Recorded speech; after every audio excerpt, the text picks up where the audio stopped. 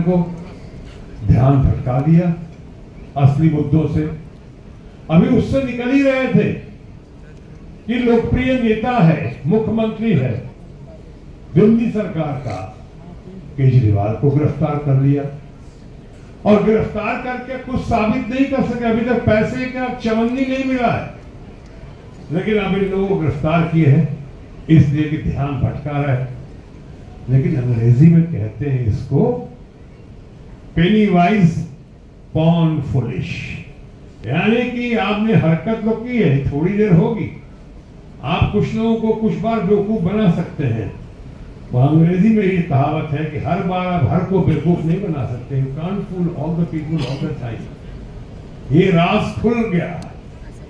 आज इतना बड़ा विश्व का सबसे बड़ा स्कैंडल आज हुआ है तो भारतीय जनता पार्टी के शासन में हुआ है, और वो है इलेक्ट्रल बॉन्ड का घोटाला, चुनावी बॉन्ड का घोटाला। चंदे पे धंधा, चंदे का धंधा, सेंट्रल एजेंसीज के जरिए लोगों को डरा धमका कर सैकड़ों हजारों करोड़ उगाही किया। और साथ ही साथ जिन लोगों ने, जो दवाई कंपनी के थे लोग थे, जिनकी दवाइयां 5-5 बार, 6-6 बार, 7-7 बार यहां के लिए कंजम्पशन के लिए, पब्लिक के लिए ठीक नहीं मानी गई, फेल हो गए क्वालिटी टेस्ट में, उन दवाइयों को जब चंदा दिया गया, उगाही दी गई, जबरदस्ती डराया धमकाया गया, या उन लोगों ने करप्शन का पैसा दिया, सैकड़ों हजारों करोड़, तो वो दवाइयां जो हमारे आपके लिए ठीक नहीं थी, उन दवाइयों को पास कर दिया गया। आप सोचिए तो सही, ये नेशनल हेल्थ का मामला है, नेशनल सिक्योरिटी का मामला है। इस तरह से लोग कर रहे हैं, बौखलाए हुए, फ्रस्ट्रेटेड लोग हैं।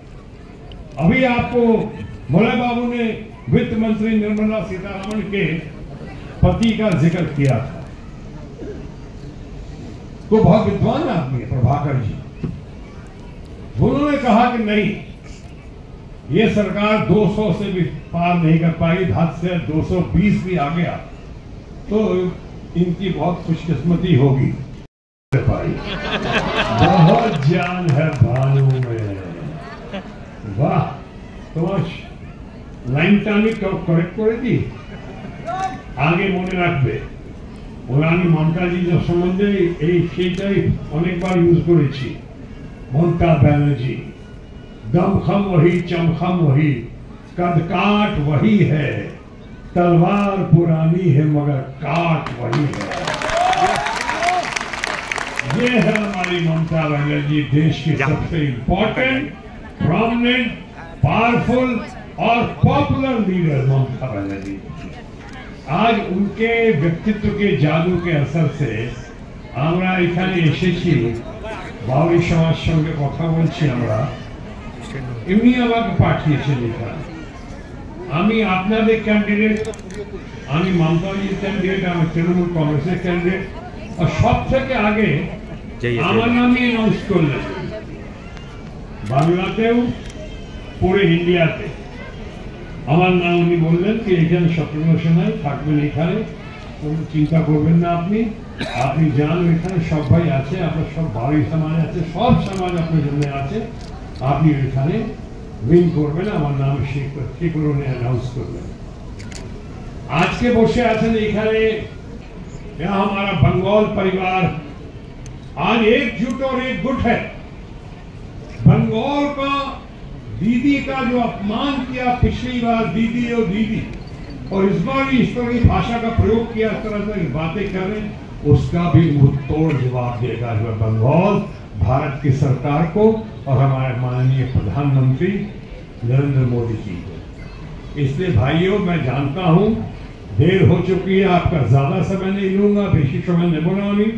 আপনাকে শুধু এই বলতে চাই, আপনারা আসুন, एक कदम बढ़ा के ममता जी के हाथों को मजबूत करें, ममता जी के कदमों में और गति पहुंचाएं, और इनके ध्यान भटकाने वाले मुद्दों को देखते हुए मैं हम सब मिलके ऐसा जवाब दें जो परिवारवाद और भ्रष्टाचार का नारा दे रही है भारतीय जनता पार्टी, मैं दावे के साथ कह सकता हूं, मैं तो भारतीय जनता पार्टी में 27-28 साल रह चुका हूं और मैं उनकी लोकशाही में था, उनकी तानाशाही में छोड़ के बाहर आ गया। मुझ जैसा खुददार आदमी वहां नहीं रह सकता था और इसलिए सही दिशा में, नई दिशा में, ममता जी के नेतृत्व में और ममता जी के व्यक्तित्व को अपने अंदर स्वीकारते हुए हमेशा के लिए आया हूं। तो आया हूं अपने तृणमूल कांग्रेस में ममता जी के नेतृत्व में। आज मैं डंके की चोट पे कह सकता हूं कि मेरा 3 घर है, एक है पटना, एक है मुंबई और एक अब है अपना आसनसोल। ये मेरा घर है। आज करीब 40-45 दिन हो गए वो जेल में है। क्या कसूर है? कुछ जमीन का मामला उसके बारे में कहा जाता है और वो कहता है वो जमीन हमने देखी भी नहीं है, छुआ भी नहीं है, मेरे पास, मेरे परिवार के पास कुछ नहीं है, अगर साबित कर दो तो जो सजा चोर की वो सजा मेरी। लेकिन अंदर रखने में असली मुद्दों से ध्यान भटकता है, इसलिए माननीय प्रधानमंत्री जी ने उसको अंदर रखा हुआ है। ध्यान भटका रहे हैं असली मुद्दों से, गरीबी से, महंगाई से। नारा देते थे पहले, बहुत हुई महंगाई की मार, अब की बार मोदी सरकार। बहुत हुई बेरोजगारी की मार, अब की बार मोदी सरकार।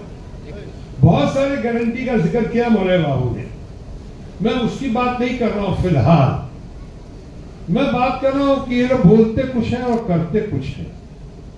अब उस पर जब लोगों का ध्यान जाता है, लोग सवाल करते हैं कि कहां है नौकरी, कहां है महंगाई कम कब करेंगे आप, डॉलर का दाम कम कब होगा, ये किसानों की आमदनी डबल कब होगी। आपने तो कहा था 2022 में हो जाएगी। इन सब बातों का सवाल, इन सब सवालों को जब उठाया जाता है तो माननीय प्रधानमंत्री जी और उनकी टीम कभी उलट पुलट के सत्ता के साथ, सरकार के साथ बिहार में सरकार बना लेते हैं, अल्टू पलटू सरकार। राजनीति में एक दूसरे का दुश्मन नहीं होता, विरोधी होते हैं। हमारा भी कोई दुश्मन नहीं है, विरोधी है। लेकिन बिहार में तो ये लोग एक दूसरे के दुश्मन थे।